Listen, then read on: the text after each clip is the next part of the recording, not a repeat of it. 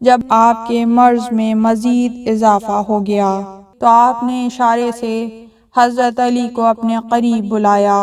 हजरत अली का सर अपने सीने पर रखा और काफी देर तक सरगोशी फरमाते रहे। बाद में पूछा गया कि दमे आखिर आपसे क्या बात की थी। हजरत अली अलैहिस्सलाम ने फरमाया, दमे आखिर रसूल खुदा ने मुझे इल्म के 1000 बाब तालीम किए और मैंने हर बाब से इल्म के 1000 दर और निकाल लिए। फिर आपने हजरत अली अलैहिस्सलाम से फरमाया, या अली, मेरा सर अपनी गोद में रख लो, हुक्म खुदा आ गया है। जब मैं आखिरी सांस लूं, अपना हाथ सामने कर लेना और उसे अपने चेहरे पर मस कर लेना।